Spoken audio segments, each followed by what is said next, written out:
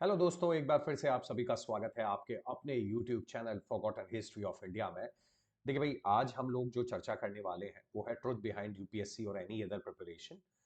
जैसे कि आप थंबनेल से और वैसे भी आप समझ गए होंगे कि आज का जो टॉपिक है उसका उद्देश्य क्या रहेगा। तो भाई इसके बारे में मैं पहले आपको थोड़ी चर्चा कर लेता हूँ। देखिए भाई, पहले तो मैं अपने चैनल के बारे में आपको बताना चाहूँगा। मेरा चैनल है फॉरगॉटन हिस्ट्री ऑफ इंडिया।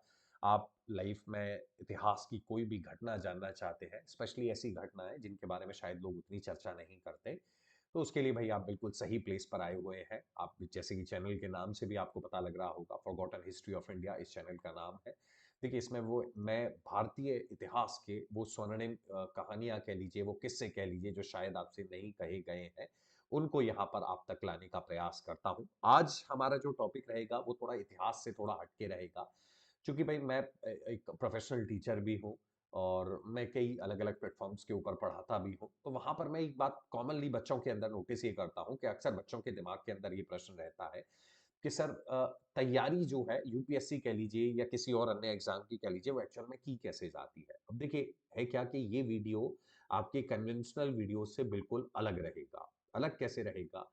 देखिए, ना तो मैं कोई टॉपर हूँ, ना मैं कोई ऐसा कोई बहुत सफल व्यक्ति हूँ कि मैं किसी कंपनी का सीईओ हूँ। शायद आप मेरा नाम भी नहीं जानते हैं। और मुझे लगता है कि शायद आपकी नज़रों में मैंने शायद ऐसा कोई कार्य नहीं किया जो कि बहुत ज़्यादा कोई प्रसिद्धि प्राप्त करने वाला कार्य हो। बट मुझे लगता है कि ये उन वीडियोज़ को या उन टॉपर्स को या उन लोगों को एक ऐसे व्यक्ति का जवाब है जिसको शायद जवाब देना चाहिए था। मुझे लगता है जिसको आंसर देना चाहिए था। क्योंकि देखिए, है क्या कि बहुत सारे कॉमन फैक्टर्स हैं। ये बिल्कुल वीडियो कॉमन सेंस आधारित है, ज़्यादा समय नहीं लूँगा, मुश्किल से 8 या 10 मिनट का समय लूँगा और आपको ये बताना चाहूँगा कि एक्चुअली लाइफ में प्रिपरेशन कैसे करी जाती है, तैयारी कैसे करी जाती है।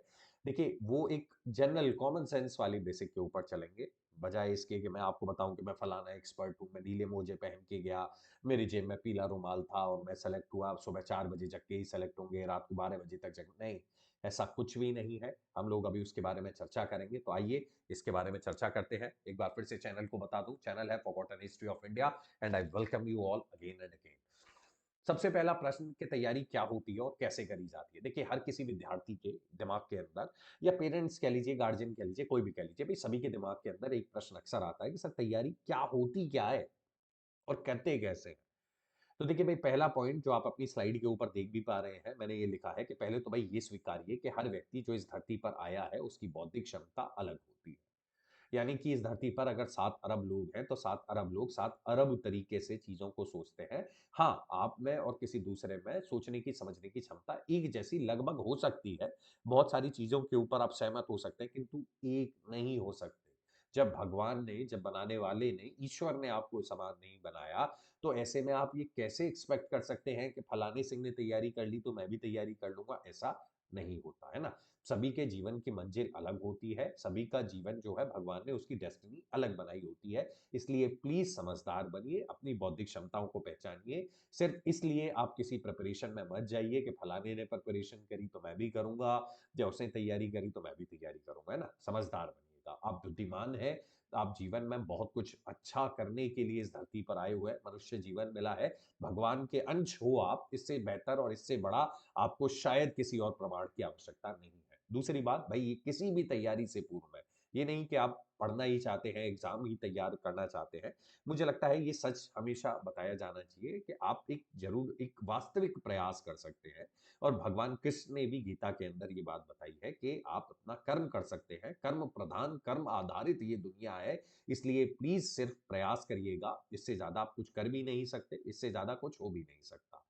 चलिए, अब फिर से दोबारा पढ़ाई की तरफ आते हैं। तीसरा पॉइंट मैंने यहाँ पे लिखा है, देखिए सब अलग तरीके से पढ़ते हैं।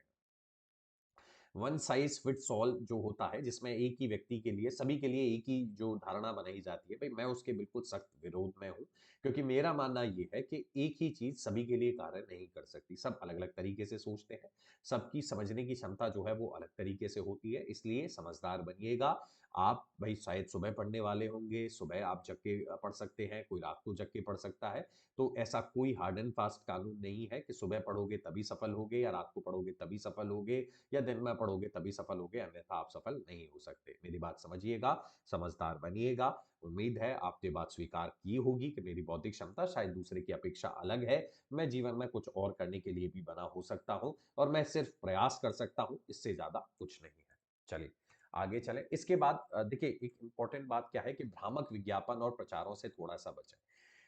हो क्या गया है कि लाइफ में अब क्या होता है कि अचानक से जैसे ही कोई व्यक्ति सफल होता है, तुरंत ही उसके इंटरव्यूज़, तुरंत उसका वो कर दिया जाता है। देखिए सफलता का कमर्शियलाइज़ेशन यानी कि सफलता का एक तरीके से इतना ज़्यादा व्यापारीकरण जो हो रखा है, उसकी वजह से आप कभी सही-गलत का फैसला नहीं ले पाते हैं।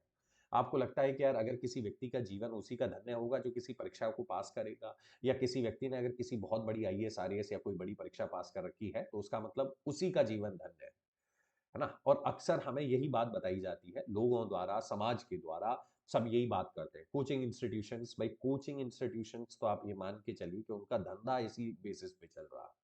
और वो ये चाहते हैं कि वो आपके दिमाग में ये बात बिठा सकें अंदर तक क्योंकि हम मिडिल क्लास फैमिली से आते हैं और मिडिल क्लास फैमिली में इनसिक्योरिटीज़ बहुत ज़्यादा होती हैं। इसीलिए आपको ये बात कूट-कूट के ये बात बताई जाती है कि भैया आपके जीवन में कुछ नहीं रखा, पड़ोस के भैया सेलेक्ट हो गए हैं और चूँकि पड़ोस के भैया सेलेक्ट हो गए हैं तो आप भी तैयारी करिए। उन्होंने फलानी कोचिंग में प्रिपरेशन करी थी, तो आप एक काम कीजिए कि आप भी उस कोचिंग में जाकर जो है तैयारी कर लीजिए। आपका जीवन जो है वहाँ पर धन्य हो जाएगा। तो समझदार बनिएगा, इस धन्य जीवन से बचिएगा। सफलता की कोई गारंटी नहीं होती है, ठीक है? तो उम्मीद है आप मेरी बात समझे होंगे।